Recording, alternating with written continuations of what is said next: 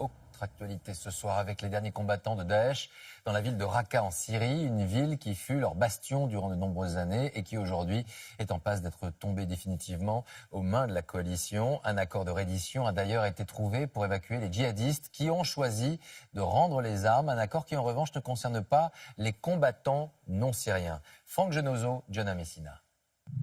Après 4 mois de bataille, les dernières défenses de Daesh à Raqqa sont en train de céder.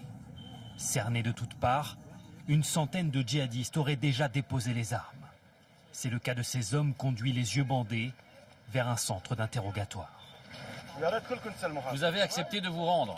Désormais, vous n'avez plus à être inquiet. Concentrés autour du stade et de l'hôpital, les derniers quartiers tenus par les djihadistes abriteraient encore plusieurs milliers de personnes. Exténués par des mois de combat, certains civils réussissent à s'extraire de la ligne de front. Dieu est plus fort qu'eux, hurle cette femme pour exprimer son soulagement. Ceux qui n'ont pas encore pu s'échapper pourraient être évacués en bus dans les heures qui viennent. Tout le monde sera fouillé, les identités seront vérifiées.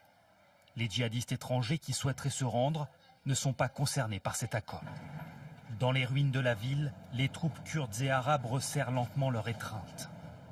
La chute du fief djihadiste n'est ce soir plus qu'une question de jours, et peut-être même plus qu'une question d'heures.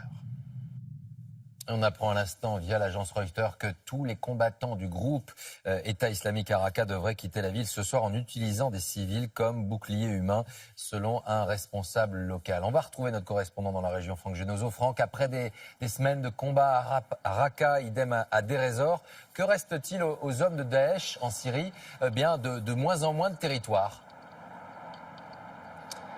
Oui, car les djihadistes avaient déjà perdu leur fief en Irak, la ville de Mossoul l'été dernier. Ils sont donc sur le point de perdre leur fief en Syrie, la ville de Raqqa qu'ils avaient érigée en capitale de leur califat autoproclamé. Et il faut bien se rendre compte qu'en un an, l'organisation terroriste a perdu pas moins de 70% de son territoire et 80% de ses ressources financières, notamment les puits de pétrole et le prélèvement de l'impôt. Alors on s'achemine vers une défaite militaire du groupe État islamique, mais cette défaite, elle est à relativiser car l'organisation terroriste a su s'adapter, notamment en frappant davantage à l'étranger. Un chiffre illustre parfaitement ce changement de stratégie. Depuis le début de l'année 2017, le nombre d'attaques du groupe État islamique à l'étranger a augmenté de moitié par rapport à l'année 2016. Merci.